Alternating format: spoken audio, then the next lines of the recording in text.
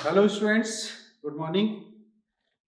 हम लोग एम्ब्रियोलॉजी यानी कि रिप्रोडक्शन इन फ्लावरिंग प्लांट के फोर्थ एपिसोड में है और ये हमारा 60 नंबर का है।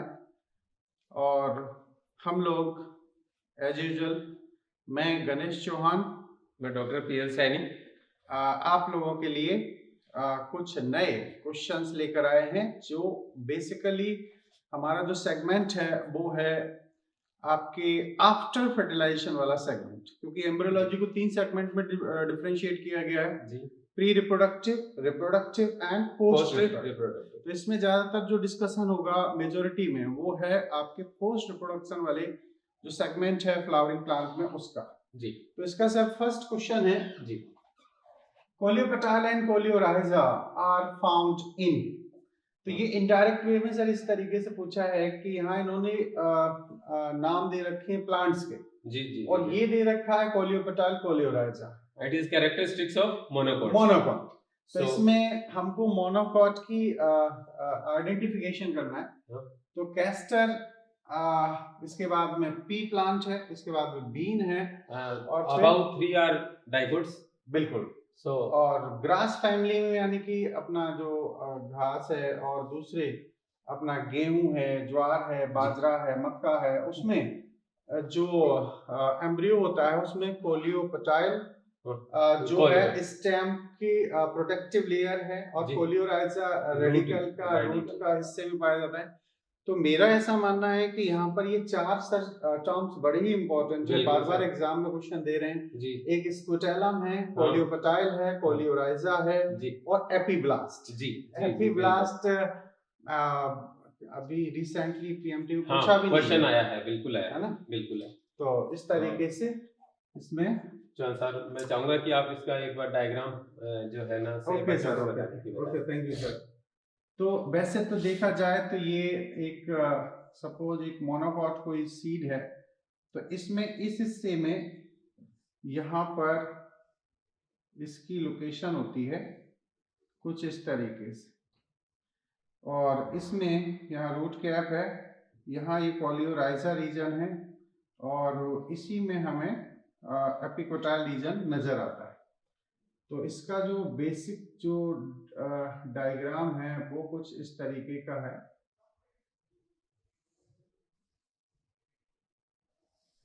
ये इसकी स्क्वेटलम रीजन कहलाता है। जी जी जी जी, है ना सर। ये सर ने जो अभी ड्रॉ किया ये है आपके पास एम्ब्रियोनल एक्सिस ऑफ मोनोकॉट। आप इसको एम्ब्रियो बोल सकते हैं, मोनोकॉट का एम्ब्रियो है, ये उसका पार्ट है। हाँ, तो मेरा ऐसा मानना है कि आप सबको ये चीजें आना चाहिए। ये तो है सर स्क्विटेलम जी, ये स्क्विटेलम स्ट्रक्चर है, ये इसका क्लियोपेटाइल हो गया, कोलियोपेटाइल है और ये इसका रीजन है एपीब्लास्ट रीजन, जो कि हम लोग डिजनरेटिंग सेकंड कोटिलिडन बोल सकते हैं। हाँ, ये हमें इंडिकेट करता है कि डाइकॉट से ही मोनोकॉट का ओरिजिन हुआ है। और ये यहाँ पर है सर अपना coleorhiza. Coleorhiza protective covering of root, coleoptile is protective covering of shoot जी, and this is single cotyledon also known as scutellum region, है ना। इसमें रिजर्व फूड भी पाया जाता है और इसके लिए सब यूज किया है कि scutellum arranged on lateral side in the form of seed like structure and represent reserve food of embryo. इसी के साथ इसमें एक क्वेश्चन भी और पूछा जाता है कि ड्यूरिंग सीड जर्मिनेशन इन मोनोकॉट फर्स्ट टाइम मतलब ना फूड किसका जो है कंज्यूम होगा, तो उसके लिए भी हमारे जैसे कि जो आंसर ने बताया स्क्विटेलम फर्स्ट टाइम फूड प्रोवाइड करो। बिल्कुल सर, बिल्कुल। तो ये भी एक अच्छा क्वेश्चन। उसके बाद में सर यहाँ जो एंडोस्पर्म है उसका यूज बाद में आता है, पहले स्क्विटेलम फूड प्रोवाइड करता है। बहुत बढ़िया, मतलब सर ने यहाँ इंफॉर्मेशन आपको दी है कि अगर मोनोकॉट अगर सीड जर्मिनेशन चल रहा है तो ऑब्वियसली पहले जो इनिशियल स्टेज पर न्यूट्रिशन देगा सर वो स्क्विटेलम देगा, लेकिन उसके बाद में जो न्यूट्रिशन की सप्लाई जाएगी वो एंडोस्पर्म से स्टार्ट हो जाएगी। बहुत बढ़िया सर। नेक्स्ट क्वेश्चन है non albuminous seeds are found in. यहाँ सीड की इंफॉर्मेशन है, albuminous and non albuminous. Sir इसको अपन दूसरे टर्म भी यूज करते हैं। Albuminous seeds are also known as endospermic seed, while the non-albuminous also called non-endospermic seed, है ना।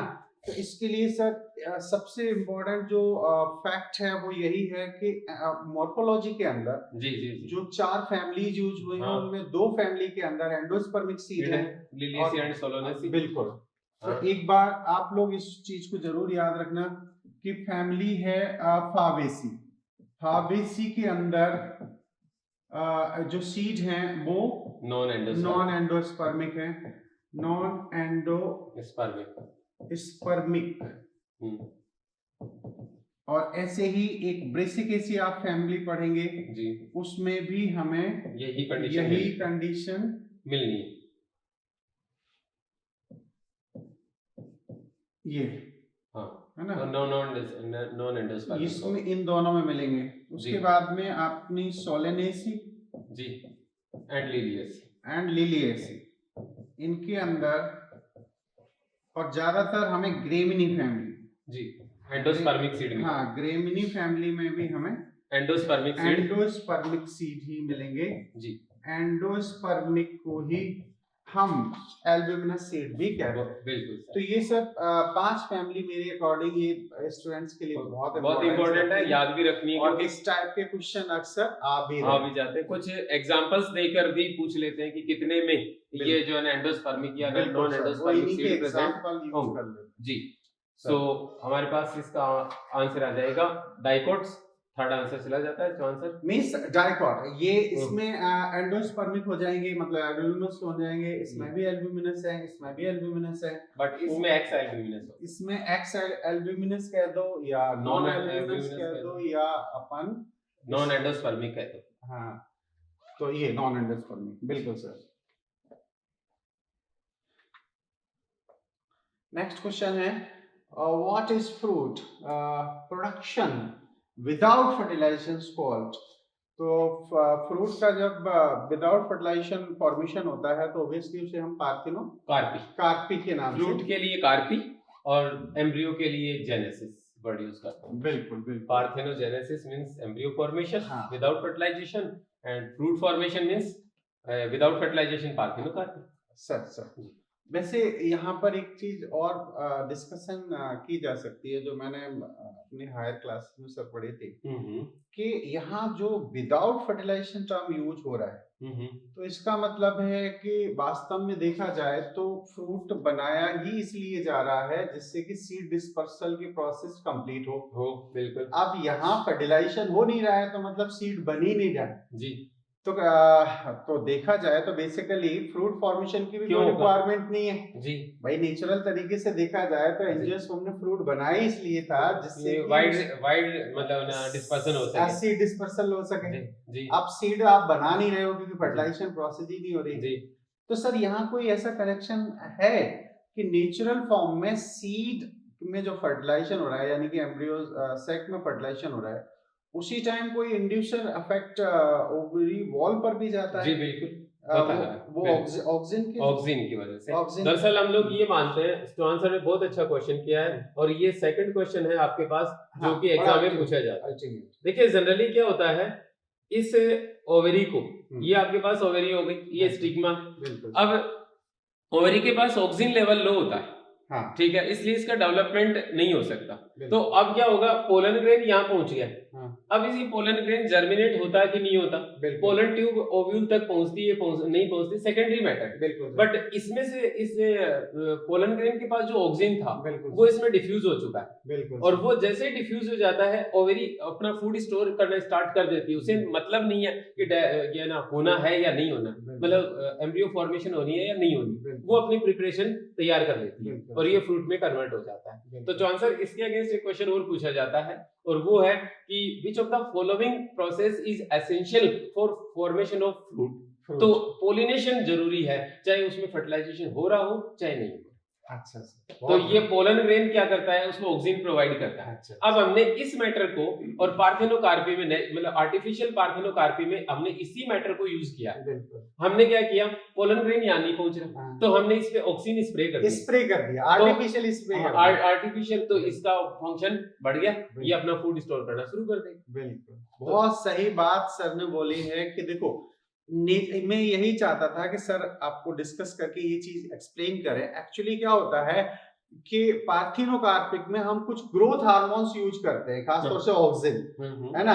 ऑक्सिन को जब फ्लावरिंग हो रही होती है उसी टाइम हम एक्सटर्नली इंड्यूस कर देते हैं, उस पे स्प्रे कर देते हैं। तो एक्चुअली जो फ्लावर है, अपन देखें तो फ्लावर पर ये एक कार्पल है, ये इसका थैलेमस है, ये इसके स्टेमेंस रीजन है, और ऑब्वियसली हम जानते हैं कि they are petal region and this is calyx region.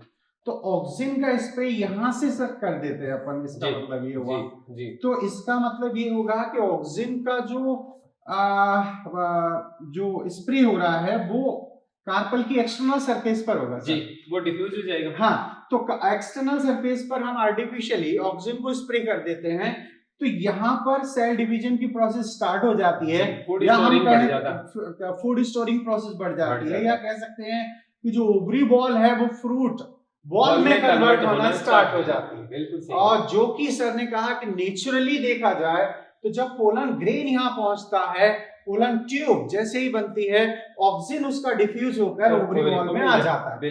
तो वो एक नेचुरल प्रोसेस है, और आर्टिफिशियली हम लोग क्या करते हैं कि एक्सटर्नल सरफेस से ऑक्सीजन प्रोवाइड करते हैं। और ये भी आप जानते हैं कि ऑक्सीजन जो होता है, मतलब आर्टिफिशियल ऑक्सीजन जो होता है, उसका नॉन पोलर मूवमेंट होती है, और मतलब नेचुरल की पोलर होती है। इसलिए आप इसकी सरफेस पे स्प्रे करेंगे तो चारों तरफ से उसके अंदर डिफ्यूज हो जाएगी।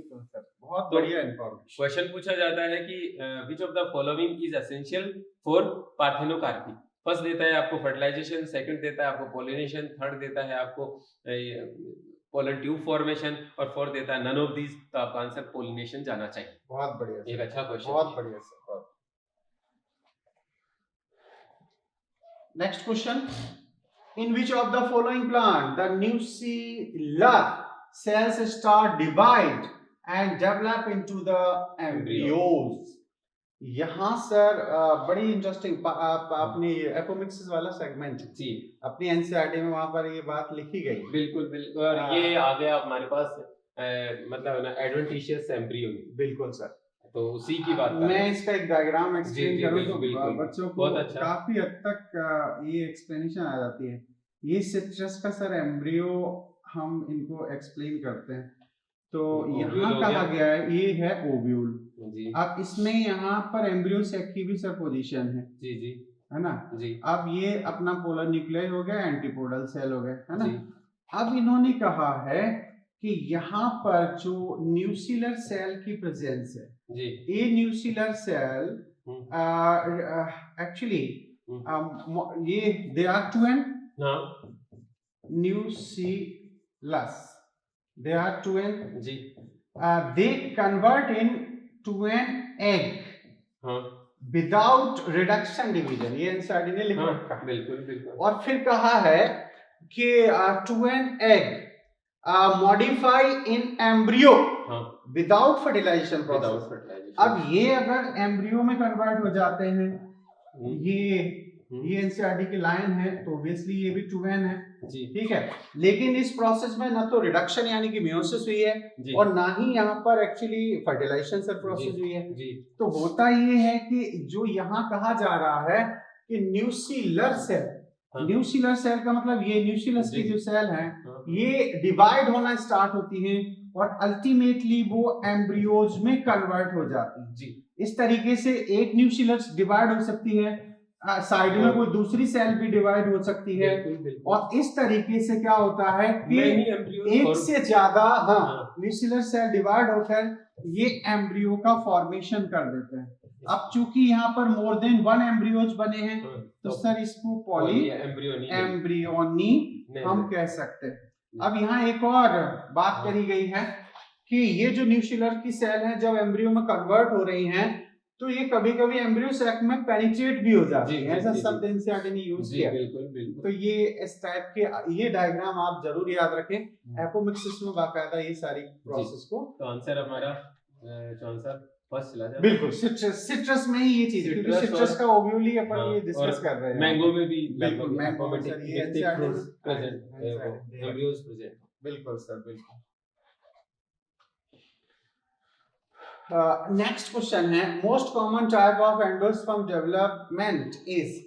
तो सर ये तीनों तरीके के एंडोस्पर्म हैं। हाँ। और ऑब्वियसली इन्हें हम कोकोनट के अंदर स्टडी करते हैं। बिल्कुल कर सकते हैं। लेकिन सबसे पहला तो न्यूक्लियर वो फ्री न्यूक्लियर एंडोस्पर्म बनेगा, उसके बाद में हम हेलोबियल की बात करते हैं, और फिर सेलुलर की बात करते हैं, है ना। तो ये कोकोनट में बात याद रखना कि कोकोनट का जो फ्रूट है उसमें जो लिक्विड एंडोस्पर्म है, जैसे हम नारियल पानी के फॉर्म में पीते हैं, एक्चुअली वो न्यूक्लियर।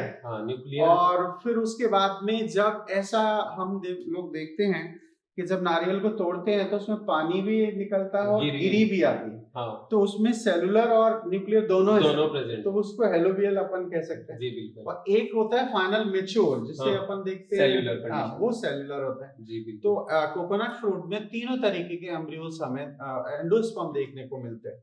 जो सबसे पहला होता है वो फ्री न्यूक्लियर एंडोस्पर्म होता है। सर इसमें एक शब्द और है, वो सिंसाइडियम वाला। सिंसिडियम मतलब multinucleated condition, without cytoplasmic division, only nuclear division present होता है, सिंसिटियल वर्ड। बिल्कुल सर, ये एनसीईआरटी ने टर्म यूज किया है। जी बिल्कुल। ये उसमें जब अपन साइटोलॉजी में साइटोकाइनेसिस पढ़ते हैं तब ये वहां पर ये टर्म यूज किया। बिल्कुल सर।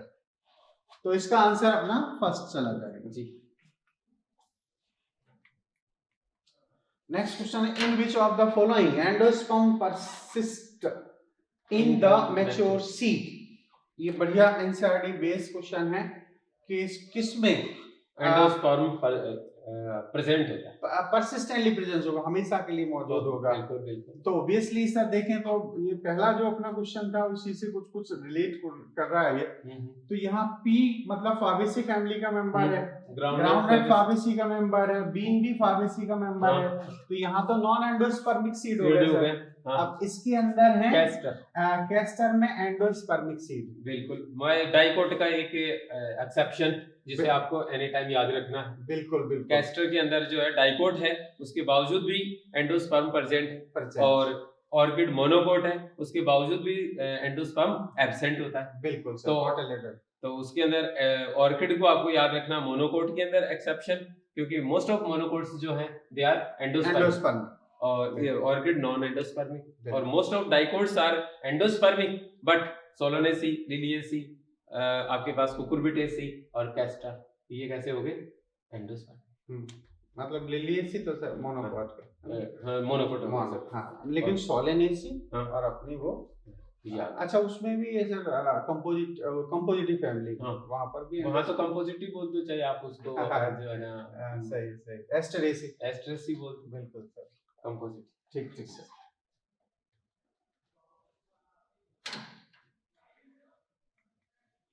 Next है the zygote give rise to the and subsequent to the globular heart shape and mature embryo। तो यहाँ पर कहा जा रहा है कि जब डबल फर्टिलाइजेशन कंप्लीट हो जाता है तो उस टाइम जो जायगोट है वो सबसे पहले क्या बनाएगा, उसके बाद में इसका फॉर्मेशन किस डायरेक्शन में। हाँ, तो इसको सीक्वेंशियली जरा सा देख सकते हैं हम लोग। हाँ, यहाँ पर एक टार्पीडो शब्द लिखा है, ये एनसीईआरटी में नहीं है, है ना। हाँ। तो ये थोड़ा सा बात हो जाए, टॉर्पीडो एक्चुअली एक मछली होती है सर। हाँ। तो उसकी टॉर्पीडो जो होती है ना, शेप आगे से थोड़ी सी इलेक्ट्रिक फिश के नाम से जानी जाती है। बिल्कुल। हाँ। तो उसमें क्या होता है कि जो जायगोट है ये ट्रांसफर डिवीजन करेगा, और ट्रांसफर डिवीजन करने के बाद में एक होस्टोरिया और ये सस्पेंसर का फॉर्मेशन स्टार्ट हो जाता है, और उसमें नीचे की जो सेल होती है वो एम्ब्रियोनल सेल होती है सर, है ना। तो ये एक सेल से इसका फॉर्मेशन होता है, और एक सेल ये एम्ब्रियोनल सेल का फॉर्मेशन कराती है। जी, एम्ब्रियोनल सेल। अब यहाँ एक और इंटरेस्टिंग चीज है जो थोड़ा बियॉन्ड द एनसीईआरटी सर जी कि यहाँ कहा जाता है कि ये जो डेवलपमेंट है एंजियोस्पर्म में वो मीरोब्लास्टिक टाइप का है। हाँ, मतलब एक होता है होलोब्लास्टिक और एक होता है मीरोब्लास्टिक।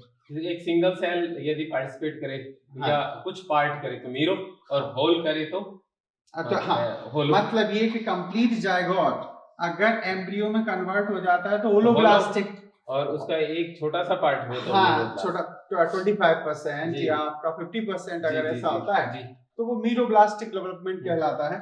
तो इसमें भी हम देख रहे हैं कि 50% जो सेल है आधी वो एम्ब्रियो में कन्वर्ट हो रही जी जी मीरोब्लास्टिक हो गया, मीरोब्लास्टिक डेवलपमेंट हो गया। अब यहाँ से इसमें 8 सेल स्टेज बनती है, पहले 4 सेल देन 8 सेल स्टेज बनती है और 8 सेल से ही यहाँ पर फिर पेरिक्लाइनर और एंटीक्लाइनर से डिवीजन स्टार्ट हो जाता है। जी और इससे सबसे पहले यहाँ पर ग्लोब्यूलर एम्ब्रियो का फॉर्मेशन होता है। जी बिल्कुल। ग्लोब्यूलर के बाद में यहाँ पर जो शेप आती है वो टॉर्पिडो शेप आती है, बिल्कुल है ना, फिर हार्ट शेप आती है। जी तो टॉर्पिडो में थोड़ा सा स्लाइटली ये इस टाइप का शेप आता है इस एम्ब्रियो का, ऐसा बिल्कुल ये टॉर्पिडो शेप हो जाता है। और फिर उसके बाद में ये टिपिकल हार्ट शेप हमें देखने को मिलता है। इसमें थोड़ा सा स्लाइटली कर्व आता है, इसमें हार्ट शेप आ जाता है और फिर फाइनली वो एम्ब्रियो जो है टू कोटिलिडन कंटेनिंग कन्वर्ट हो जाता है कुछ इस तरीके से। और बाकी जो ऑस्टोरिया हैं वो यहाँ सस्पेंसर हमें नजर आते हैं। जी तो ये जो है ये खास शब्द है टॉर्पिडो से, जी है ना। तो कहने का मतलब ये है कि इसमें सर ये प्रो एम्ब्रियो आंसर चला जाएगा क्योंकि एंडोस्पर्म का कोई कंसेप्ट है नहीं। जी तो सबसे पहले जायगोट गिव राइज टू, देखिए इसने यहाँ पे गोलाकार दे दी, आई मीन राउंडेड दे दी और उसके बाद हार्ट शेप दे दी। तो राउंडेड से राउंडेड जो है वो क्या होगा, टॉर्पिडो से पहले आता है। बिल्कुल, तो इसलिए हमें प्रो से स्टार्ट करना। बिल्कुल प्रो एम्ब्रियो यानी कि जो इनिशियल स्टेज है वो प्रो एम्ब्रियो कहलाती है, जो 8 सेल स्टेज है हम उसे प्रो एम्ब्रियो कहते हैं। बिल्कुल बिल्कुल उसके बाद बिल्कुल सर थर्ड आंसर इसका राइट। नेक्स्ट क्वेश्चन है the portion of embryonal axis above the level of cotyledon is.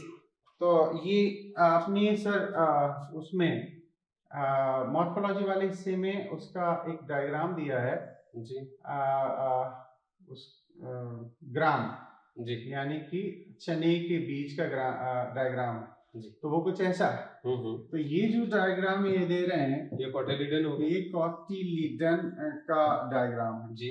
अब कोटिलिडन की जस्ट ऊपर या जस्ट इस साइड में होता है वो तो एपिकोटाइल हो जाएगा, एपिकोटाइल और लोअर साइड में जो है वो हाइपोकोटाइल हो जाएगा। बिल्कुल, तो ये आप हमेशा याद रखें।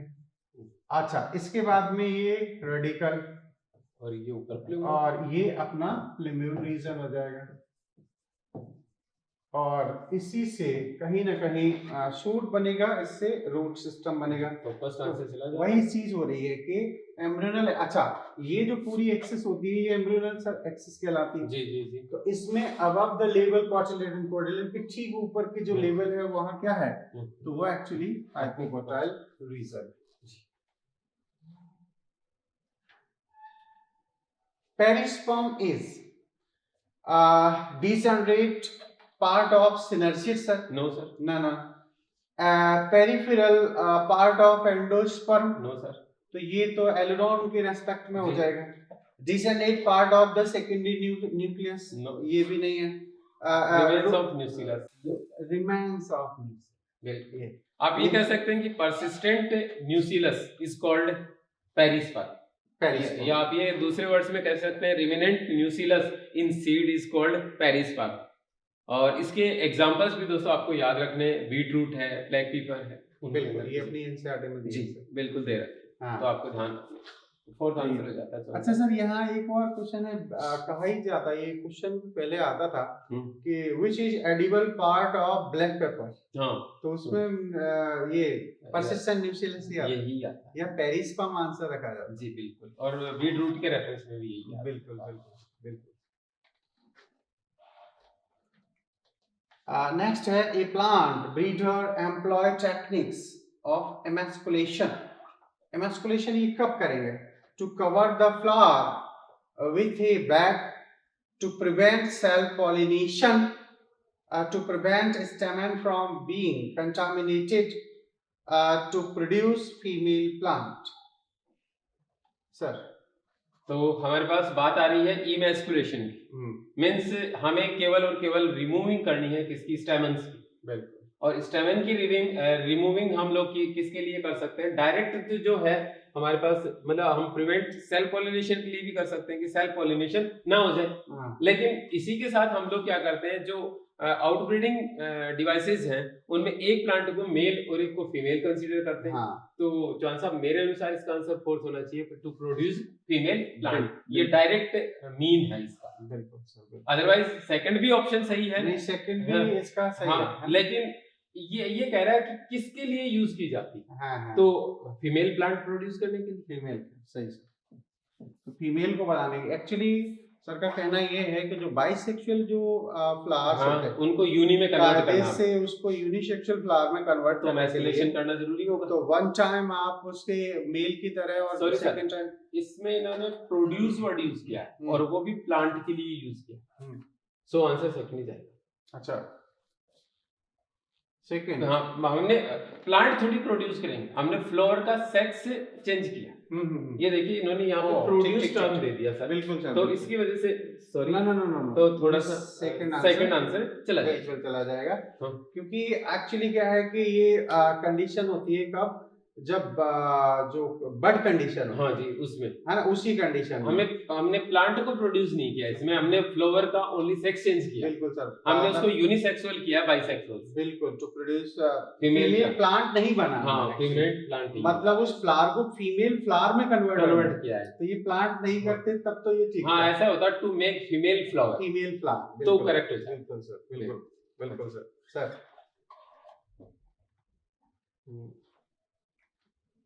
नेक्स्ट है which of the sequence of correct for the embryogenesis in dicot.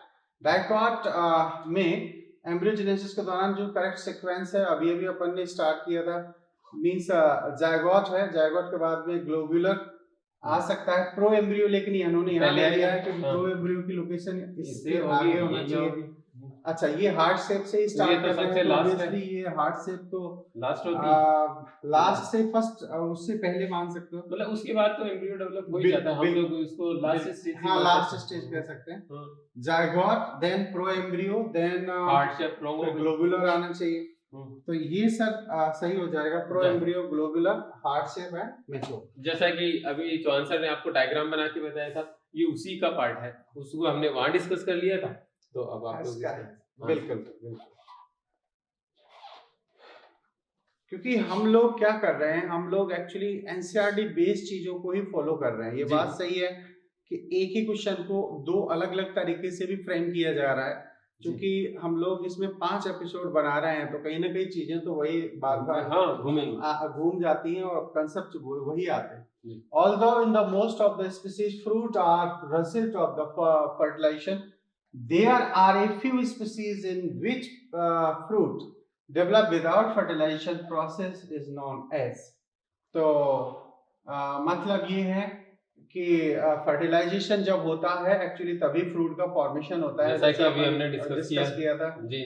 लेकिन कुछ में क्या होता है कि फर्टिलाइजेशन हो नहीं रहा, विदाउट फर्टिलाइजेशन प्रोसेस ही फ्रूट फॉर्मेशन हो रहा है. फ्रूट फॉर्मेशन के लिए हम लोग पार्थिनो को यूज करेंगे क्योंकि इसमें शब्द काफी हैं. जैसे पार्थिनोजेनेसिस है, पार्थिनोजेनेसिस में embryo formation from unfertilised egg.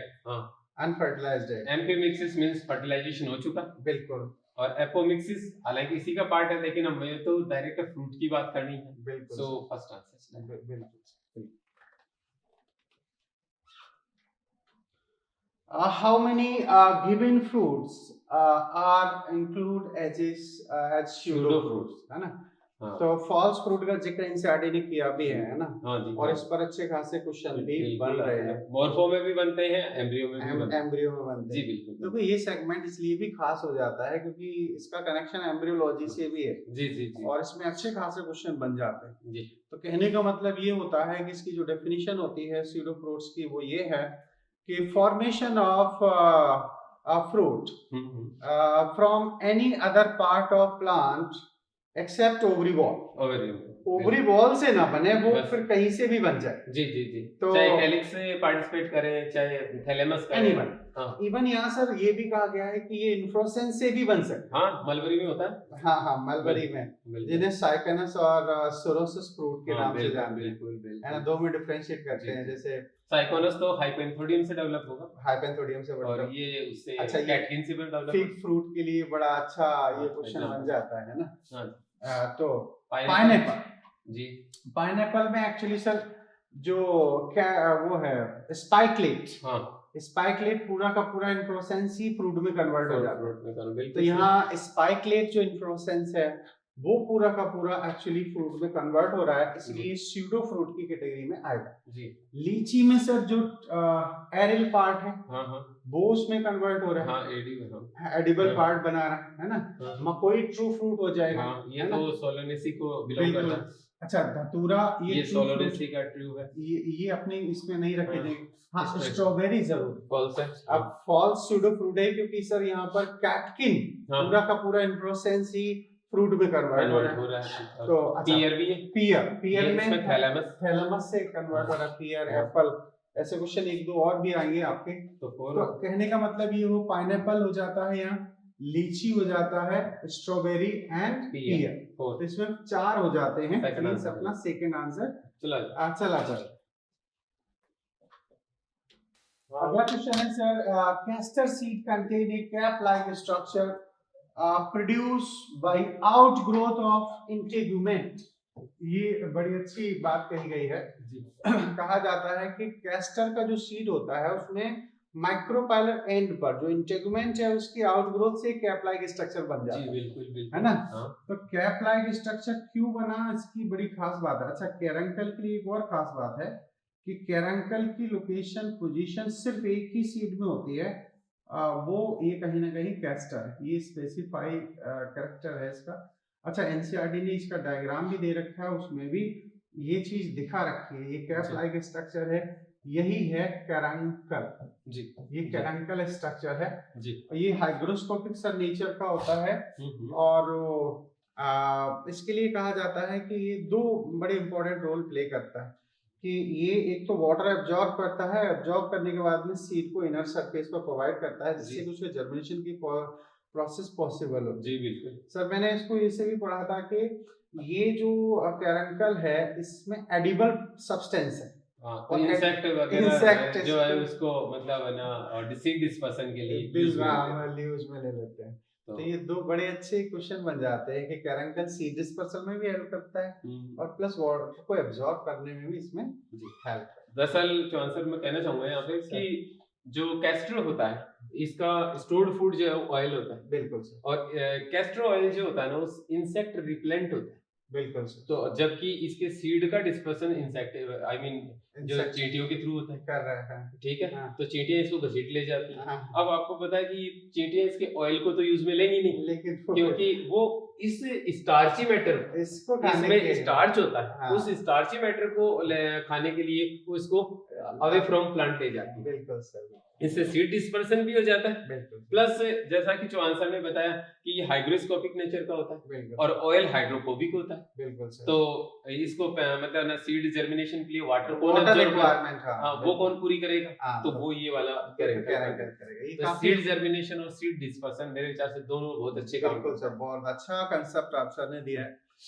तो जाहिर सी बात है कि देखो यहाँ बड़ी इंपॉर्टेंट बात ये सर ने एक्सप्लेन की है कि चूंकि इसमें ऑयल की फिलिंग है और ऑयल कहीं ना कहीं आपका जो वाटर है उसे सीधे सीधे एब्जॉर्ब नहीं कर पाता। तो सीड जर्मिनेशन वाटर की रिक्वायरमेंट को फुलफिल कौन करेगा? तो उसके लिए कैरंकल इसके लिए जनरेट किया गया। तो फर्स्ट आंसर सर इसका फर्स्ट आंसर बढ़िया। ओके, नेक्स्ट क्वेश्चन है, ये भी अच्छा है, स्यूडो फ्रूट से रिलेटेड क्वेश्चन है जी बिल्कुल। तो fig fruit develop from hypanthodium in process जी है ना, बिल्कुल जी, सही है, बिल्कुल correct जो है। अभी आपने बोला भी था पिछले हाँ। क्वेश्चन में। Pineapple develop from the corium in process, corium पे नहीं होता है। कोरियम में नहीं होता, हाँ, पाइनएप्पल एक्चुअली स्पाइकलेट से इन develop। प्रोसेस से बनता है, तो तो ये गलत हो रहा है और ये सही हो रहा है। तो फर्स्ट तो इसका एक बार कई बच्चे हैं सर, हो सकता है कि फिग फ्रूट को वो हाइपेंथोडियम प्रोसेस को थोड़ा सा इसमें समझ लें।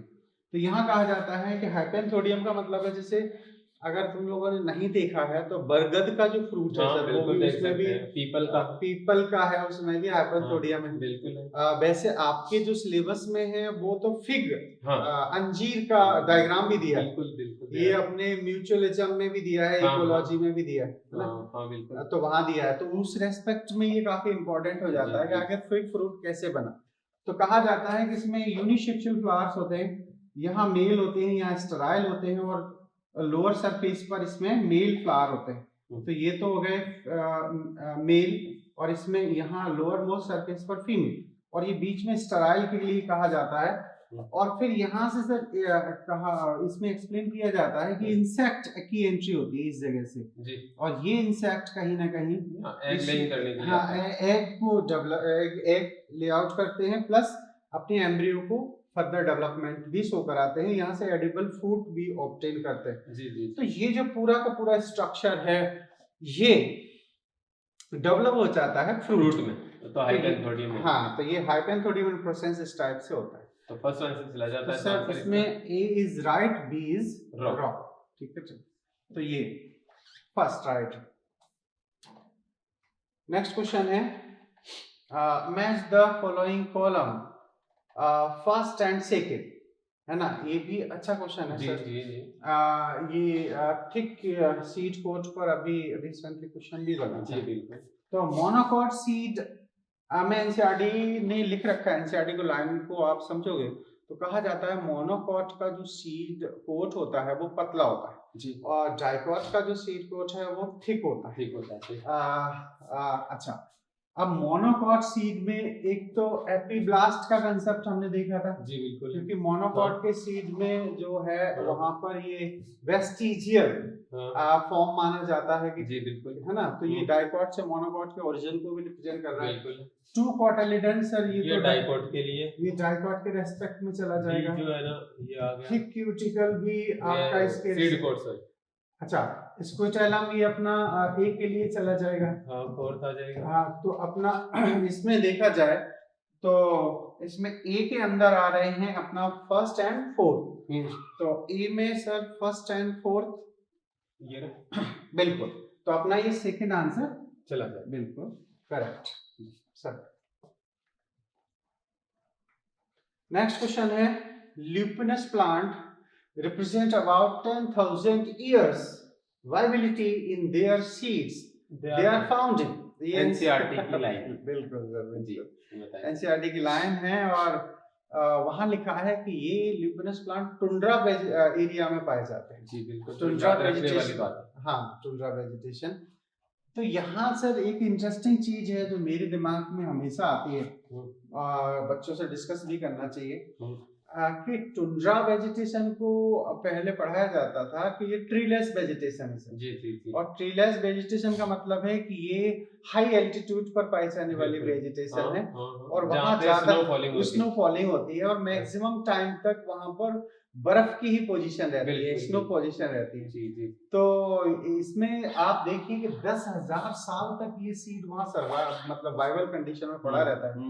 तो मेरा ऐसा मानना है कि ये बर्फ के अंदर कहीं लोकेट होता होगा। जी जी, और फिर उसको लो टेम्परेचर में क्या होता है, वो क्रायो प्रिजर्वेशन वाली कंडीशन में चला जाता होगा। फिर कभी जब क्लाइमेटिक चेंजेस आते हैं तो वो बर्फ मेल्ट होती होगी, तब ये बाहर आता होगा, यानी कि तब तक ये उस एरिया में इतने टाइम तक प्रोटेक्टेड फॉर्म में है। मिल जाता है। मेरे हिसाब से अगर दूसरे एरिया में इसकी पोजीशन होती तो सर इतना ये सर्वाइव नहीं कर ये पाता। सर्वाइव नहीं कर, बिल्कुल नहीं कर क्योंकि ये पाता। माइक्रोब्स इसे डिग्रेड कर देते हैं, या फिर इसका स्टोर्ड फूड जो है वो कंज्यूम हो वो चुका है। कंज्यूम हो चुका होता है, क्योंकि एनारोबिक रेस्पिरेशन जी, तो करते ही सी बिल्कुल बिल्कुल। है ना। तो डेजर्ट में तो नहीं रह सकता, टेम्परेट में भी में नहीं रह सकता, और ट्रॉपिकल ये तीनों मतलब ये दोनों कंडीशन तो सीड जर्मिनेशन के लिए सुटेबल एनवायरनमेंट प्रोवाइड करता है। एनवायरनमेंट है, बिल्कुल बिल्कुल। तो वो इतना डोरमेंट लंबे ड्यूरेशन तक नहीं रह सकता। तो याद रखना कि टुंड्रा वेजिटेशन में ही ये संभावना है कि लॉन्ग टाइम तक वो प्रिजर्व रह सकता है, जी, क्योंकि वहाँ क्लाइमेटिक कंडीशंस के लिए फेवरेबल जी सर। नेक्स्ट क्वेश्चन है, in dicot embryo suspensor cell undergoes transverse division forming suspensor which is. अब इसमें कहा गया है कि जो सस्पेंसर जो सेल्स होती हैं एक्चुअली उनकी संख्या यहाँ कितनी मानी जाए। तो सस्पेंसर में कहा गया है 6 to 9, 1 to 4 एंड 11 to 15। ये तो नहीं है सर, बिलो 10 होती है जी बिल्कुल। हाँ, तो 1 से 4 तो बहुत कम हो जाएगी। ये नंबर सर बिल्कुल चल सकता है, बिल्कुल 6 to 9, 6 to 9, क्योंकि 10th जो लास्ट सेल है इट कन्वर्ट इनटू होस्टोरिया। बिल्कुल, तो आप ये मान सर तो फर्स्ट आंसर इसका चला जाता है, और बढ़िया है। एनसीईआरटी में डायग्राम में भी आपको ये बात दिखाई गई है। ये सर बड़ा अल्टीमेट क्वेश्चन लगता है। जी। ये एनसीईआरटी का डायग्राम है जी, और सभी स्टूडेंट खास तौर से ध्यान दें इस डायग्राम पर। ये डायग्राम की लेवलिंग भी एनसीईआरटी में अच्छी खासी है सर। बिल्कुल। और दूसरा, इस पर रिसेंटली कोई क्वेश्चन भी नहीं बना है जी, तो मेरा ऐसा मानना है कि आने वाले जो एग्जाम है उसमें डेफिनेट इस पर क्वेश्चन मिल सकता है ना। सबसे पहले तो ये समझ लो कि अपनी एनसीईआरटी में भी लिख लेना कि ये अनियन सीड है, अनियन सीड का डायग्राम है। जी, बिल्कुल। जो कि लिलिएसी फैमिली का मेंबर है। मोनोकोट और इंटरेस्टिंग चीज एक और है यहाँ पर कि लिलिएसी में, अनियन में एंडोस्पर्मिक सीड होते हैं। अब यहाँ एंडोस्पर्म एक्चुअली कई बच्चे अगर ध्यान से ना देखें तो एंडोस्पर्म ही नहीं समझ सकते कि है कहाँ पर। सही है। तो एक्चुअली जो सी पार्ट है ये एंडोस्पर्म को रिप्रेजेंट कर रहा है जी। तो एंडोस्पर्म देखिएगा थोड़ा काफी लिमिटेड पार्ट में है। तो आंसर ने आपको बहुत एक अच्छी बात बताई है कि मतलब इसकी पोजीशन हम लोग जो है ना और आइडेंटिफाई नहीं कर पाते। बिल्कुल। तो ये देखिएगा कि हमने अब तक जितने मोनोकोट सीड्स देखे हैं, उसमें फॉर एग्जांपल यदि हम लोग वीट सीड को देखें तो कुछ सर। इस तरीके से नजर आता है। ये वाला जो पार्ट है हमारे पास एंडोस्पर्म ये एंडोस्पर्म है, हमें साफ सुथरा नजर आता है। लार्ज अमाउंट भी है। हाँ, तो हमें पता है इस चीज का। इसका हमें पता है कि ये एल्यूरोन लेयर है, ये हमें पता है कि ये एम्ब्रियोनल एक्सिस है, बट इसके अंदर जो है काफी कॉम्प्लिकेसी है। और इसमें कोई अच्छा, ये पूरा एम्ब्रियो जी, ये एम्ब्रियो का साइज देखा जाए तो यहाँ ज्यादा है कंपेयर टू अदर मोनोकोट्स। तो इसलिए इसको ध्यान से पढ़ने और देखने की जरूरत है। ये कभी भी सामने क्वेश्चन बन के आ सकता है। तो बी तो हो गया तो आंसर एम्ब्रियो। बिल्कुल सर, बिल्कुल। ये सी आपने एंडोस्पर्म बताया, ए ये कोट हो जाएगा, सीड कोट हो गया। तो ए कोटिलेडन तो नहीं है जी, सीड कोच है। रूट टिप भी वहां नहीं है। रूट टिप तो ये सेगमेंट कहलाता है, ये इसका रूट टिप है। जी, है ना। अच्छा, तो कहने का मतलब ये हो जाएगा कि अच्छा कोटिलेडन फिर नहीं हो सकता, तो अपना ये सीधा आंसर सर जी चला जाए। इजी गोइंग है। हाँ, आपके लिए बहुत इंपॉर्टेंट है, जी। इसलिए 100% आप इसको दिमाग में रखें। जी। Sexual reproduction lead to, sexual reproduction में क्या होता है ना। देखो छोटा सा क्वेश्चन है लेकिन काफी अच्छी इंफॉर्मेशन आपके सामने देता मैं तो है। समझता हूँ कि जो आंसर इसने बहुत ही लॉजिक अपने अंदर समेट रखा है। बिल्कुल छोटा सा क्वेश्चन होते हुए बिल्कुल सर, कंसेप्ट बहुत बड़ा है। कंसेप्ट बहुत बढ़िया है। आप देखो कि वैसे तो आंसर इसका सीधा सर रिकॉम्बिनेशन चला जाएगा, यही जाता है ना। यही जाता लेकिन अपन पार्थिनोजेनेसिस की बात करें तो यहाँ क्रॉसिंग ओवर नहीं हो रही। जी बिल्कुल। और इस वजह से ये कभी भी नहीं जा सकता। सेक्सुअल रिप्रोडक्शन की डेफिनेशन में हम गैमेट फ्यूजन हर हाल में रखेंगे। बिल्कुल सर। तो एपोमिक्सिस में वो नहीं होता। बिल्कुल सर। तो इसलिए हम लोग फर्स्ट ही लेंगे। मतलब ये है कि सेक्सुअल रिप्रोडक्शन की जो मेन 3 इवेंट्स होती हैं, gamete formation, fertilization and meiosis. जी।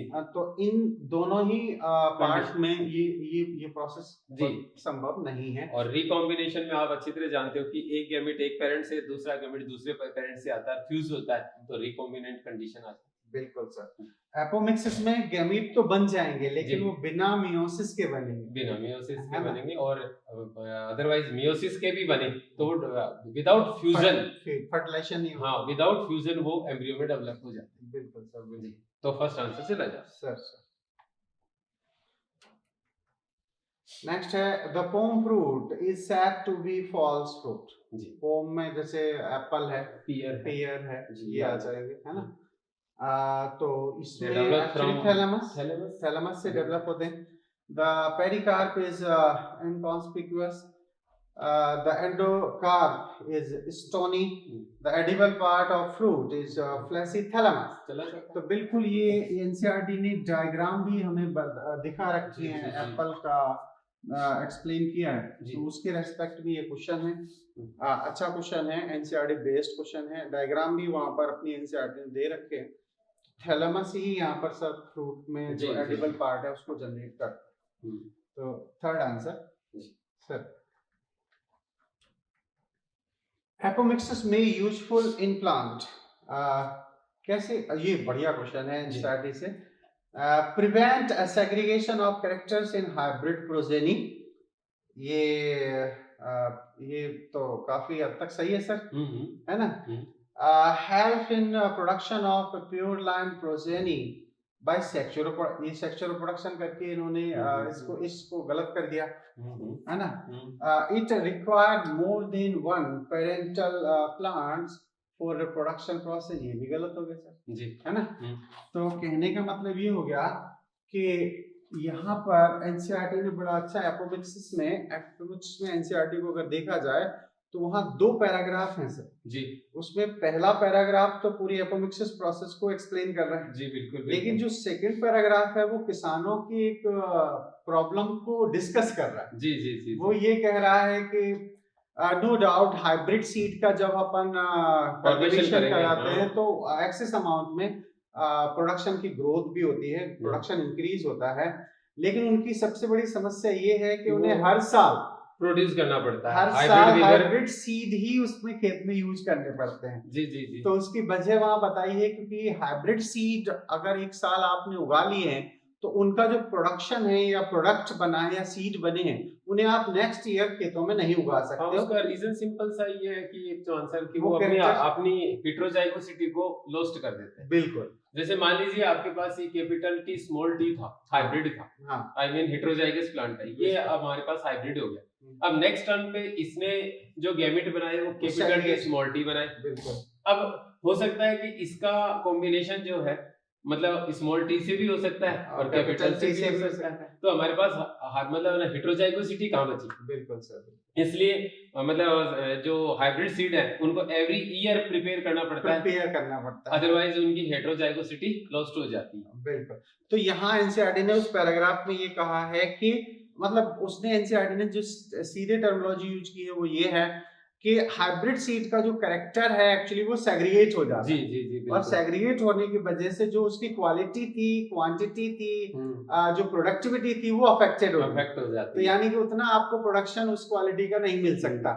फिर उस एनसीईआरटी में आगे की लाइनों में ये बात कही है कि apomictic process is controlled by genetic combination या जेनेटिक कॉन्फ़िगरेशन। जी, जी, जी। तो कहा जाता है कि अगर हम हाइब्रिड सीड में कहीं एपोमिक्टिक जीन को अप्लाई कर दें तो एपोमिक्टिक जो सीड बनेंगे वो एक्चुअली उनमें सेग्रीगेशन होता ही नहीं है, नहीं तो मतलब हेटेरोजाइगोसिटी मेंटेन रहेगी और वो कैरेक्टर बने रहेंगे। तो उस वजह से किसानों को जो महंगे बीज खरीदने पड़ते हैं वो नहीं पड़ेंगे, उसमें राहत मिल सकती है और वो लंबे समय तक उन सीड को एज ए प्रोडक्शन में यूज कर सकते हैं। बिल्कुल sir. In the embryos of a typical dicot and grasses, true homologous structure है सर। अच्छा, टिपिकल डाइकोट और ग्रास दोनों के मतलब डाइकोट में अच्छा होमोलोगस प्रेजेंट होना चाहिए। होमोलोगस की बात करिए तो ओरिजिन सिमिलर होना चाहिए, मतलब ओरिजिन सिमिलर होना चाहिए, फंक्शन चलो एक बार वेरिएबल हो जाए चलेगा, है ना? कोलियोराइज और क्लियोप्टाइल तो मिलते ही नहीं डाइकोट में। बिल्कुल सर। और है ना? और coleoptile and scutellum both are part of monocot, ना कि डाइकोट। हाँ सर। थर्ड बोला कोटिलिडन एंड स्पुटेलम, ये हो जाएगा। इसमें इसका फंक्शन ये क्या कर रहा है भाई ये भी तो ये कोटिलिडन है, ये भी कोटिलिडन है। और यार, इनिशियली डाइकोट सीड जब जर्मिनेट होगा तो ये फूड अवेलेबल करवाएगा और ये भी करवाएगा। तो थर्ड आंसर मतलब ये है कि ओरिजिन दोनों एक्चुअली स्पुटेलम टर्म है, लेकिन एक्चुअली ये कोटिलिडन का ही सिनोनिम का है, नेम है मतलब और मोनोकॉट्स के लिए ही यूजफुल है, मोनोकॉट के लिए ही यूज होता है। तो आपको प्राइमरीली डाइकोट देन ग्रास देखना। बिल्कुल बिल्कुल, तो बढ़िया क्वेश्चन है, आप लोग इसको दिमाग में रखें। नेक्स्ट है which of the following is not essential for an organism survival but for the survival of a species? कौन सी चीज ऑर्गेनिज्म के लिए जरूरी है सर्वाइवल के लिए? Cellular respiration, responsiveness, nutrition and reproduction. इन्होंने किसी ऑर्गेनिज्म के लिए बात कहा है कि सर्वाइवल के लिए एसेंशियल है किसी ऑर्गेनिज्म के सर्वाइवल के लिए, लेकिन उसकी जो है ना स्पीसीज के लिए नहीं। तो क्या हम क्या सोचेंगे इसके बारे में?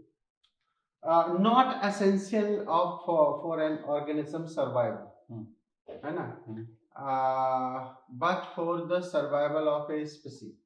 तो सर रिप्रोडक्शन, क्योंकि जरूरी नहीं है कि रिप्रोडक्शन करेगा तभी वो लिविंग रहेगा। जी जी जी, क्योंकि एक्चुअली एनसीईआरटी ने कहा है कि reproduction is not include as a defining property of livings. बिल्कुल सही है ना, जबकि सेलुलर है तो सेल के बिना तो लिविंग सर्वाइव ही नहीं हो सकता सर। आप ये जानते हो कि स्पीसीज के लिए ये जरूरी है और स्पीसीज के लिए जरूरी, क्योंकि नहीं तो स्पीसीज गायब हो जाएगी। भाई सीधी बात यही तो कही गई है कि reproduction is necessary to maintain diversity of nature, बिल्कुल, और maintain stability of a species in nature, है ना।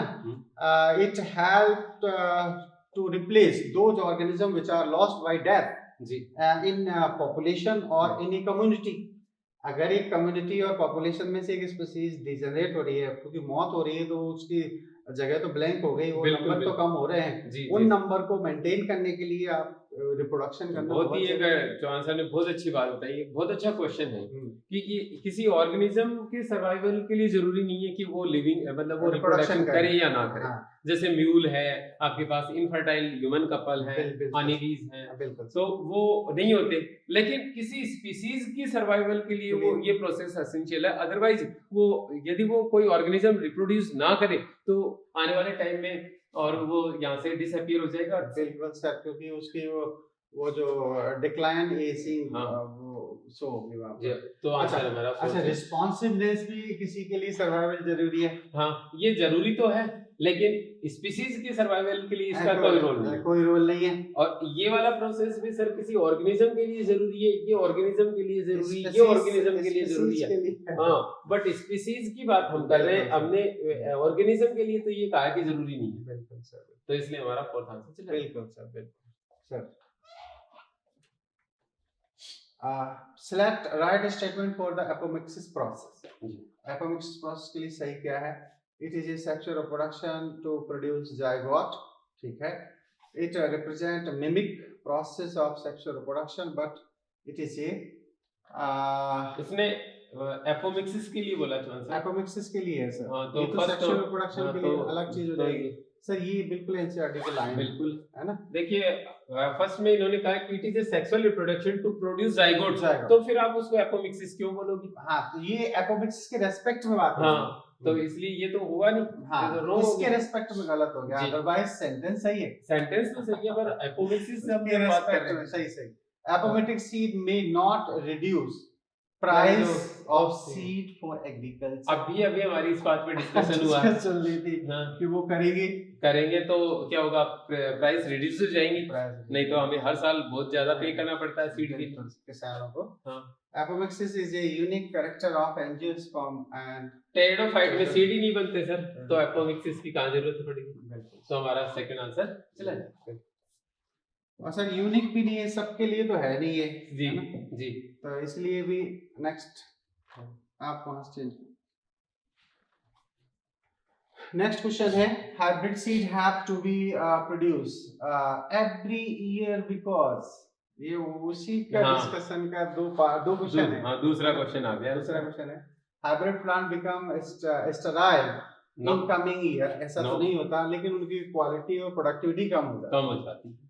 दे show more hybrid vigour, no ये तो हो जाता तो और अच्छा हो जाता। और अच्छा हो जाता। हाँ। अच्छे हाइब्रिड विगर का मतलब है कि जो नई प्रोजेनी आ रही है उसमें पेरेंटल जो कैरेक्टर है उससे बेटर कैरेक्टर है, हाँ, वो हाइब्रिड विगर को शो करता है।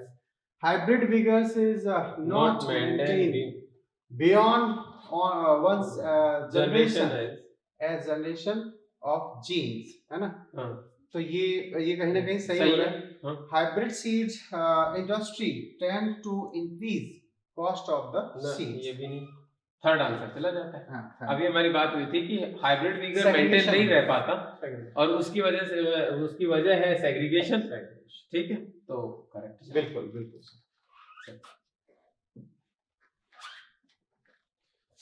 Pair of plant represent same edible part. ये फिर से एनसीईआरटी के हिसाब से, आपके नीट के ट्रेंड के हिसाब से ये क्वेश्चन बढ़िया है। लीची सर ये टर्सरी टेगमेंट है, हाँ, है ना। पीयर में थैलेमस है।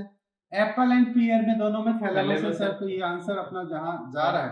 कोकोनट में एडिबल पार्ट अपना एंडोस्पर्म है, मैंगो में तो मेसोकार्प है, और ग्रेप्स कंप्लीट फ्रूट।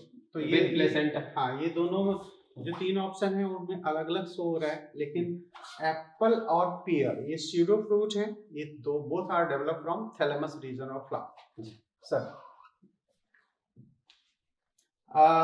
ये भी अच्छा क्वेश्चन है। जी बिल्कुल। Monothecous condition, monothecous anthers are found in plant, ये मालवेसी का यूनिक। बिल्कुल इसीलिए तो किडनी शक हो जाता है। बिल्कुल, देखिए हमारे पास ये इस तरीके की स्ट्रक्चर है, ऐसी, ठीक है, इस तरीके की। हाँ। अब हमने यदि इस वाले पार्ट को रिमूव कर दिया, हाँ, तो ये वाला स्ट्रक्चर, ये वाला जो हिस्सा है इस तरीके का हो जाएगा, और इससे जो है फिलामेंट ऐसे राइज हो जाएगा, तो बिल्कुल किडनी शेप नजर आता है। तो आप चाइना रोज में इसको इजीली देख सकते हैं। बिल्कुल सर, बिल्कुल। तो सर का कहना है कि मोनोथिकस जो कैरेक्टर है वो मालवेसी फैमिली का है, कैरेक्टरिस्टिक मींस ये चाइना रोज में आप स्टडी कर सकते हो। Hibiscus China hibiscus Rojas sinensis, hibiscus रोजा साइनेंसिस इसका पूरा नाम है। अच्छा, रोज इनमें सब में डायथिकस कंडीशन होगी, तो अपन इनको इंक्लूड नहीं करेंगे sir. Parthenogenesis is defined as the development of an organism directly from egg without fertilization process, synergic without fertilization process fruit. Obviously sir, ये egg without unfertilized egg से ही हम लोग जो है ना एम्ब्रियो की फॉर्मेशन कर सकते जी। ये इसका राइट आंसर है जो हमने डिस्कस कर लिया था। ये पहले भी किया है, और ये वहाँ पर अगर सही रूप में एनसीईआरटी में भी लिखा हुआ देखना चाहते हो तो सेक्स डिटरमिनेशन इन हनी बी जी, वहाँ पर जो ड्रॉन बनाया गया है मेल, तो उसमें ये बात क्लियर कट कही गई है कि मेल हनी बी या drawn directly produce from unfertilised egg. बिल्कुल, है ना। तो उस प्रोसेस को पार्थेनोजेनेसिस जी हाँ, कार्पी मतलब फ्रूट। हाँ, तो ये सही है। Which of the following statement are right for monocot embryo? Monocot embryo के लिए क्या सही है? In the grasses family, cotyledon is called scrotum, sir सही है? Correct है, बिल्कुल सही है। अच्छा, sheath of radicle is called polypeptide, ये तो गलत होगा क्योंकि पोलियोराइजा होगा जी, है ना। और उसके बाद में epiblast is presence in monocot embryo sir. बिल्कुल, सेकंड कोटिलेडन रिड्यूस या वेस्टिजियल सेकंड, डायकॉट में तो ये है ही नहीं, तो ये भी सही हो जाता है। Mature embryo become heart shape, ये रॉन्ग है। हां, मोनोकॉट के रेफरेंस, हां मोनोकॉट सर। हां, तो ये बात सही है, मोनोकॉट की बात हो रही है। हां, तो इसका मतलब है A and C sir. First answer बिल्कुल सही है इसका sir. Next question, formation of embryo sac directly from an diploid cell of the sporophyte except megaspore mother cell, without meiosis known as, तो सर वो तो एपोस्पोरी।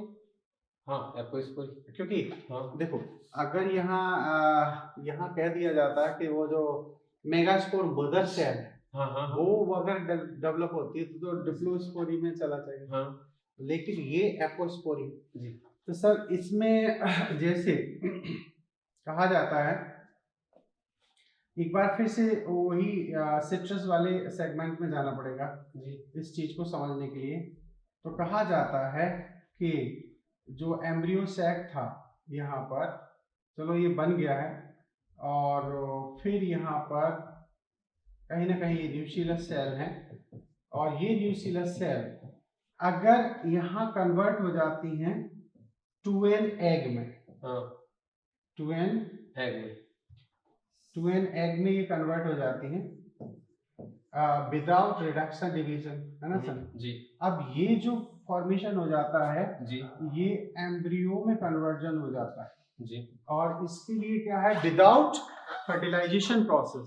जी तो NCERT ने clear cut कह रखा है कि formation of to an egg without reduction division and it produce to an embryo without fertilization process. जी जी जी तो सर ये सीधे सीधे एपोस्पोरी को ही रिप्रेजेंट करता है, क्योंकि ये न्यूक्लियस स्पोरोफाइट है जी जी और ये गैमेटोफाइट है। जी जी तो स्पोरोफाइट से टू एन एग का बनना ही एक्चुअली एपोस्पोरी कहलाती है। बिल्कुल सही।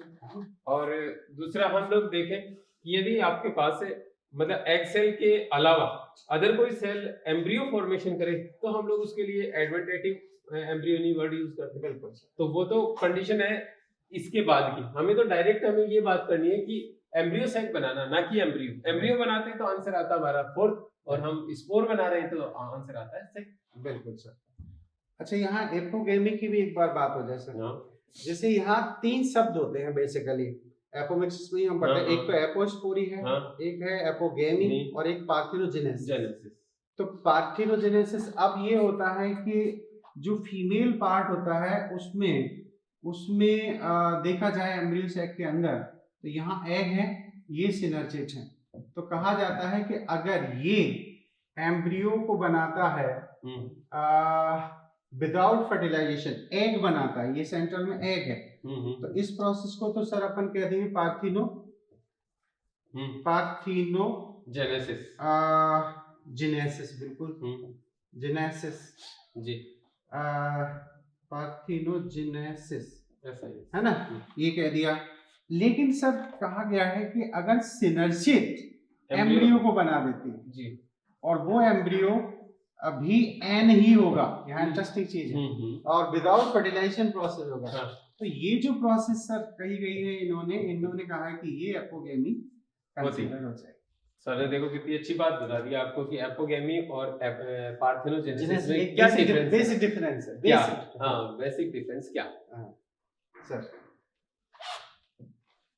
नेक्स्ट क्वेश्चन है side by side which with the development of the endosperm the zygote forms. Zygote जो है वो मेनली क्या बनाता है, एम्ब्रियो। बिल्कुल सर। और एम्ब्रियो के ही पार्ट हो गए सीड कोट। बिल्कुल। तो टेस्टा जो है वो तो ओव्यूल के कवर हो जाएंगे। बिल्कुल सर। और सीड मतलब ना कवर प्लस एम्ब्रियो दोनों को मिला के कहेंगे, तो हमें तो केवल और केवल जायगोट की बात करनी है। हाँ। तो आंसर हमारा एम्ब्रियो सेकंड चला जाएगा सर। नेक्स्ट क्वेश्चन है a typical dicotyledonous embryo of an, A क्या है axis and B cotyledon, the portion of embryonal axis above the level of cotyledon is which terminates with the D or stem tip। तो यहाँ कहीं ना कहीं sir वही embryonal axis की बात कर रहे हैं, एक्सिस है, और मोनोकॉट के रेस्पेक्ट में ये बात कर रहे हैं जी, है ना, क्योंकि जो सूट का अपेक्स है उसे पॉलीपेटाइल कवर करेगा जी, रेडिकल के नीचे जो हिस्सा है वो पॉलीराइजा हो जाएगा। तो आंसर इन्होंने जो ऑप्शंस दिए हैं वो हमें दिए हैं केवल डाइकोट के रेफरेंस में। अच्छा सर, तो हम लोग डाइकोट के रेफरेंस में, तो डाइकोट के रेफरेंस में अगर ऑप्शन है तो उसके अकॉर्डिंग अपन बात करते हैं। हाँ। तो इसमें सर कैसे अपन हमने ये देखा, ये डाइकोट का ये तो प्लूमूल हो गए, बिल्कुल ये रेडिकल हो गया, ठीक है, और ये वाला इसके कोटिलिडन्स हो गए, बिल्कुल तो ये वाला हिस्सा तो कोटिलिडन हो गया, बिल्कुल सर। ये एपिकोटाइल, ये प्लूमूल, ये हाइपोकोटाइल और ये रेडिकल। रेडिकल। तो इस एवज में हम इसका आंसर देंगे। तो सर ये typical dicotyledonous embryo of A axis and B cotyledon. B तो ए तो एक्सिस बोला इन्होंने, तो एम्ब्रियोनल एक्सिस हो गया, और बी कोटिलिडन क्या है, तो 2 कोटिलिडन्स हो गए। बिल्कुल सर। और इसके बाद इन्होंने अगला दिया है कौन सा, the portion of embryonal axis above the level of cotyledon epicotyl, बिल्कुल, और लोअर पार्ट हाइपोकोटाइल। तो एम्ब्रियोनल एक्सिस, और बी था हमारा 2, और सी था हमारा एपिकोटाइल और हाइपोकोटाइल। तो हमारा कौन सा चला जाता है, सेकंड आंसर चला जाता है डी, एपिकोटाइल प्लूमूल है सर। डी, अच्छा अच्छा, डी उसमें दे दिया है। हाँ, तो हाइपोकोटाइल कौन से में दे दिया फिर भाई, एक तो एम्ब्रियोनल एक्सिस हो गया, तो अपन देखें नहीं तो डी, नहीं यहाँ ये कह रहे हैं ना, डी स्टेम को बनाएगा, ठीक है, तो प्लूमूल आ गया, प्लूमूल आ जाएगा। हाँ, तो सेकंड आंसर चला, second answer sir. If an egg cell in aposporic embryo sac is diploid, it develops directly into the diploid embryo without fertilization. Sir, this process is known as, तो ये क्या कहलाएगा sir, egg से embryo बन रहा है, अभी अपन ने बात एपोस्पोरिक है ना, हाँ एपोस्पोरिक है, हाँ, तो ये पार्थेनोजेनेसिस में चला जाए जी, बिल्कुल है ना जी। तो ये नेक्स्ट पेरिस्पर्म, ये वो दोबारा एक बार, हाँ, तो ये रिपीट हो 2 तरीके से, हाँ, तो ये रुमिनेंट न्यूसिलस इसका आंसर आ जाएगा। All flowering plants show the sexual reproduction, है ना। फिर ये consider the above given statement, choose the correct option, है ना, इनके लिए करेक्ट को चलना है। All flowering plants show sexual reproduction sir, है ना। The end product of the sexual reproduction is fruit and seed in all group of plants. No, all group of plants नहीं, सिर्फ angiosperm plant की बात होगी, है ना। तो in angiosperm fruit and seeds are the final product of sex, ये ठीक है सर, है ना, क्योंकि angiosperm में ये दोनों हैं, तो A C करेक्ट है, तो A and C correct while B is incorrect, है ना सर। नेक्स्ट है match the first and second को कॉलम को करना है कनेक्ट जी। अच्छा है, ओव्यूल से रिलेटेड क्वेश्चन है जी। अपन एक बार इसका चौन सा डायग्राम बना देते हैं। ये हो गया हमारा ओव्यूल, ठीक है। मैं क्या मोस्टली वो ही बनाता हूँ, ये वाला एनाट्रोपस बोलते हैं इसको। तो ये वाली कंडीशन, ये वाला जो पार्ट हो गया ये हाइलम हो गया, ठीक है, बिल्कुल। ये वाला फ्यूनिकल हो गया, बिल्कुल सर। ये आपके पास आउटर इंटेगुमेंट और ये इनर इंटेगुमेंट, बिल्कुल सर, ठीक है। तो फ्यूनिकल ये स्टॉक ऑफ ओव्यूल हो जाएगा सर। इंटेगुमेंट इसकी कवरिंग हो गई, प्रोटेक्टिव एनवेलप्स, है ना, तो ये इसके साथ आ जाएगा। चेलेजा पोस्टीरियर पार्ट हो गया, बिल्कुल सर। तो junction part of ovule and stock, ये तो हाइलम, ये तो हाइलम के रिस्पेक्ट में जा रहा है, और बेसल पार्ट चला जाएगा, बेसल पार्ट चला जाएगा, और फिर ये माइक्रोपाइल स्मॉल ओपनिंग हो गई, तो आप इसको मैच कर फर्स्ट में बी क्या होगा, हाँ ये आ गया, तो फर्स्ट में बी है ना सर। अच्छा, फर्स्ट में बी था, अच्छा हाइलम जैसे जंक्शन, तो फोर्थ में डी, फोर्थ में डी, तो फर्स्ट में अपना क्या आ रहा था, स्टॉक बी, तो बी का मतलब है कि आपको ये हो सकता है ना, 3 हो गए आपके, ये आ गया प्रोटेक्टिव लेयर। तो आप अपन ऐसे रख देते हैं ना, फर्स्ट के साथ में लगा देते हैं हम लोग बी, और सेकंड के साथ हम सी लगा देते हैं, थर्ड के साथ हमारा क्या आ गया, थर्ड में ये चेलाजा बेसल ई, और फोर्थ में हमारा आ रहा है आपका जंक्शन मतलब डी, है ना, हाँ बिल्कुल, और फिफ्थ में आ रहा है 1 ए, तो B C E D A, B C D E A, C कहाँ चला गया, नहीं सी तो इसमें आएगा नहीं, बी आपके पास ये रहा, सी ये आ रहा, और ये ई आ रहा, ये डी आ रहा है, ये ए आ रहा है, फर्स्ट तो आ रहा है। सही है। तो इस तरीके से ये हुआ हमारा कंप्लीट जी। तो ठीक है, ये हमारा फोर्थ जो एपिसोड था एम्ब्रियोलॉजी का, यानी कि रिप्रोडक्शन इन फ्लावर प्लांट का, वो कंप्लीट हुआ जी। अब हम अगला जो एपिसोड है सर, एक बार फिर से ओवरऑल एम्ब्रियोलॉजी का हाँ कंबाइंड लेंगे इस बार कंबाइन हम। लेंगे। और तो हम ये सोचते हैं कि अभी तक हमने एनसीईआरटी को फॉलो किया है, तो नेक्स्ट में हम ये चाह रहे हैं कि आपको थोड़े से कुछ कंसेप्चुअल जो है पार्ट दिया जाए। बिल्कुल सर। तो हो सकता है कि अगला एपिसोड हमारा लॉन्ग भी हो और साथ साथ में कंसेप्ट वाइज हो, क्योंकि अभी हमने टोटली 100% एनसीईआरटी को फॉलो किया था जी, है ना। तो अगले जो एपिसोड है उसमें ओवरऑल एक बार फिर से एम्ब्रियोलॉजी पूरी की पूरी हम लेंगे जी, और उसमें एक जो बच गए हैं कंसेप्ट कहीं ना जी, कहीं उनको यूज में लेंगे। उनको यूज में लेके आपके लिए बेहतरीन एपिसोड बनाने की कोशिश करेंगे। ओके, थैंक आप यू, लोग हमारे साथ जुड़े रहें। Okay sir, thank you.